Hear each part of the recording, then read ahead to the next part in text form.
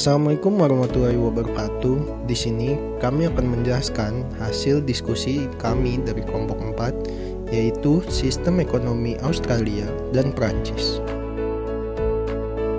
Berikut ini adalah nama-nama anggota kelompok dari kelompok 4. Yang pertama ada Aditya Agustin, Alvina Saskia, Enji Saputri, Aksi Sukesi, Anissa Abdillah, Ayogia Yonono Susanto, dan saya sendiri Bimo Ramdhani. Yang pertama, saya akan menjelaskan tentang negara Prancis. Profil negara Prancis.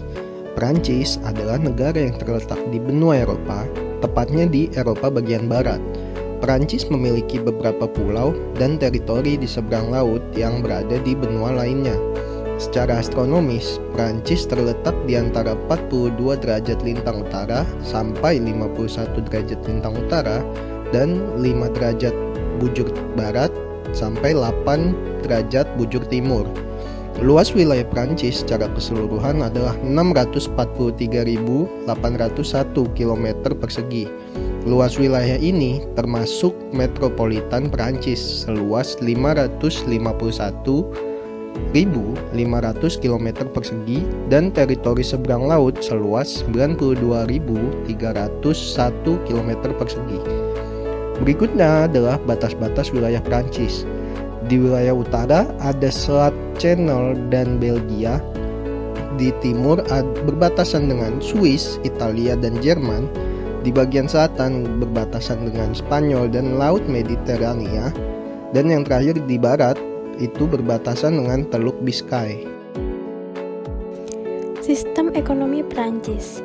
Prancis merupakan salah satu negara yang melakukan sistem ekonomi campuran. Selama ratusan tahun, Prancis memadukan kebijakan sosialis dengan ekonomi pasar. Prancis merupakan salah satu ekonomi terbesar dan terkuat di dunia. Prancis menduduki urutan ke-7 pada negara yang memiliki PDB terbesar dunia pada tahun 2021 dengan PDB-nya sebesar 2,9 triliun US dollar. Di bidang ekonomi, Prancis merupakan negara maju yang memiliki produk domestik bruto nominal yang tinggi, yaitu sebesar 2,856 triliun US dollar dengan pertumbuhan PDB sekitar 2,3% pada tahun 2017. Prancis menduduki urutan ke-7 sebagai negara pengekspor terbesar di dunia. Ekspor Prancis mencapai 549,9 US dollar pada tahun 2017. Komoditas utama ekspor Prancis diantaranya seperti mesin, peralatan transportasi, pesawat terbang, obat-obatan, besi, dan baja. Pendapatan per kapita Prancis adalah sebesar 44.100 US dollar pada tahun 2017.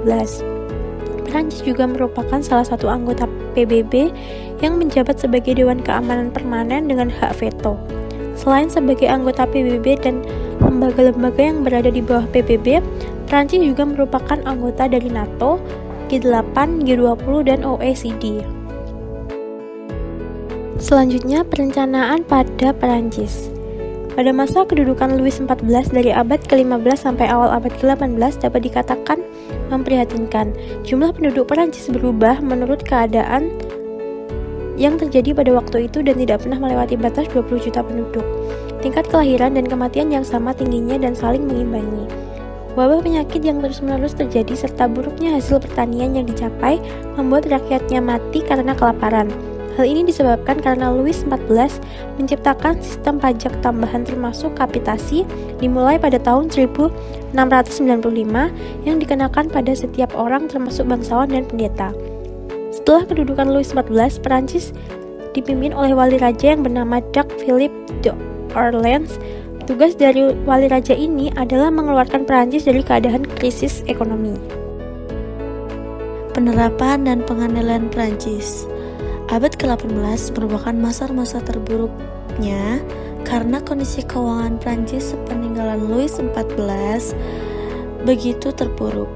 Banyaknya meninggalkan hutang akibat dari perang-perang yang telah dilakukan.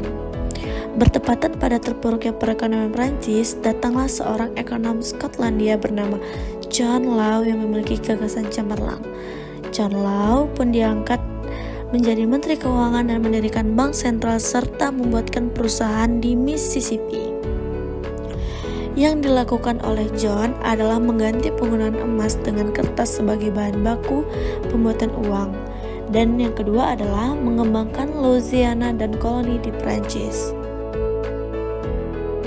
Di bawah sistem John, masalah uang kertas meningkat pesat, dan sebagian besar digunakan untuk menawar harga saham perusahaan Mississippi ke ketinggian yang fantastis. Dengan adanya sistem ini, Prancis juga mulai bisa bangkit dari keterpurukan ekonominya. Total perdagangan Prancis periode Januari sampai dengan Mei 2015 tercatat 398,54 miliar euro, atau meningkat sebesar 0,98% dibandingkan periode yang sama tahun 2014, yang tercatat senilai 394,67 miliar euro. Komoditi ekspor utama Prancis meningkat pada periode Januari sampai dengan Mei 2015, yaitu nuklir reaktor, boiler, machinery sebesar 21,193 miliar euro. Pangsanya 11,37% dan naik sebesar 1,80%. Dan juga merupakan komoditi dengan nilai ekspor yang tertinggi pada periode ini. Untuk negara selanjutnya yang kami bahas adalah negara Australia. Yang pertama ada profil negara Australia. Australia adalah sebuah negara federal yang terletak di benua Australia dan juga merupakan satu-satunya negara yang berada di benua terkecil di dunia ini. Secara astronomis, Australia berada di antara 9 derajat lintang selatan sampai dengan 44 derajat lintang selatan dan 112 derajat bujur timur sampai dengan 154 bujur timur. Negara Australia memiliki luas wilayah sebesar 7.741.220 km persegi. Jumlah penduduk yang tercatat adalah 20,4 juta jiwa. Untuk batas-batas wilayah Australia sendiri, bagian utara adalah Laut Arafuru dan Laut Timur. Bagian timur ada Laut Koral, Laut Tasmania, dan Samudra Pasifik. Bagian selatan ada Samudra Hindia dan Antartika. Bagian barat adalah Samudra Hindia.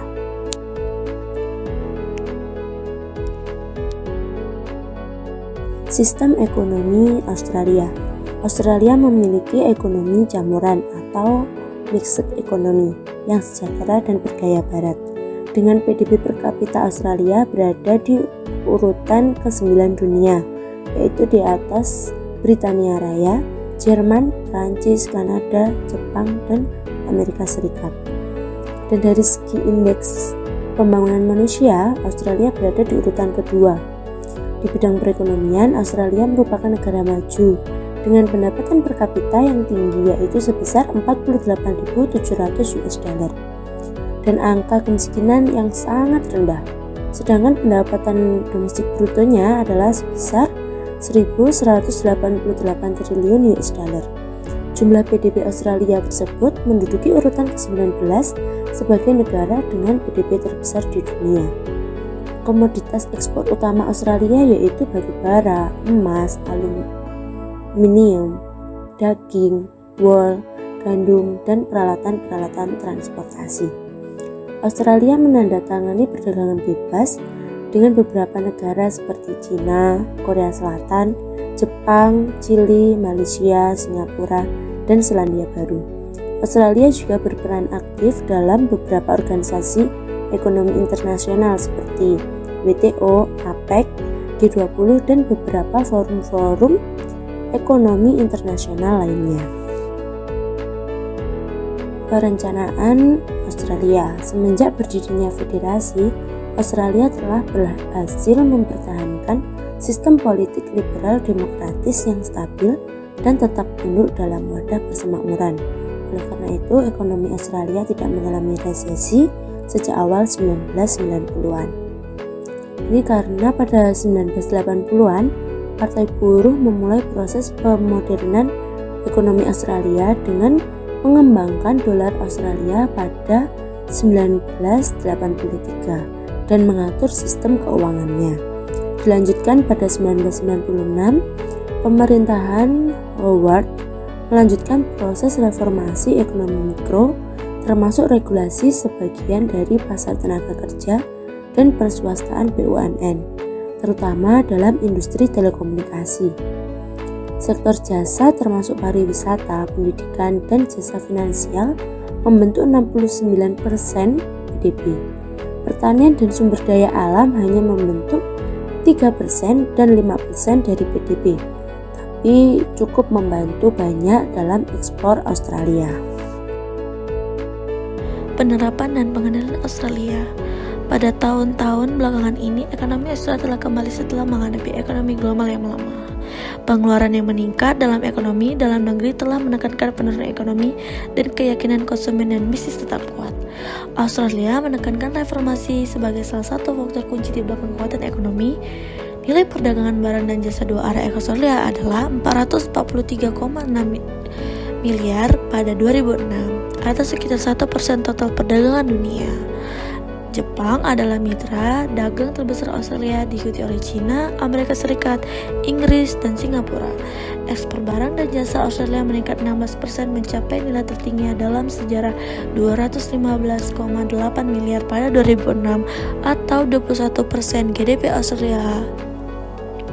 Australia menekankan reformasi sebagai salah satu faktor kunci di belakang kekuatan ekonomi. Pasar saham Australia menduduki peringkat ke-7 berdasarkan omset, dan dolar Australia merupakan mata uang yang paling aktif diperdagangkan ke-6 di dunia setelah dolar Amerika Serikat, euro, yen Jepang, pound sterling Inggris, dan franc Swiss. Sebagai buah penerapan reformasi struktural dan kebijakan yang terus-menerus sejak tahun 1970-an, Australia kini memiliki struktur kelembagaan dan peraturan yang sehat, stabil, dan modern, yang memberikan kepastian kepada dunia usaha dan menaruhkan tujuan investasi yang ramah. Sebagian besar dari agenda reformasi yang ambisius, Australia secara progresif telah merombak atau memangkas banyak tarif proteksionisnya, memperkenalkan undang-undang persaingan dalam negeri, melakukan deregulasi pasar keuangan, mengembangkan nilai tukar mata uangnya, melakukan desentralisasi pasar tenaga kerjanya, dan merancangkan kebijakan makroekonominya. Selain itu, perubahan dan penyederhanaan sistem perpajakan telah memangkas biaya usaha secara nyata, khususnya bagi para eksportir. Australia terus membangun di atas fondasi kembar reformasi struktural dalam negeri dan makin meningkatnya akses pasar internasional. Sekian presentasi dari kelompok kami. Bila ada kesalahan dalam penulisan kata dan bahasa, kami mohon maaf. Sekian, wassalamualaikum warahmatullahi wabarakatuh.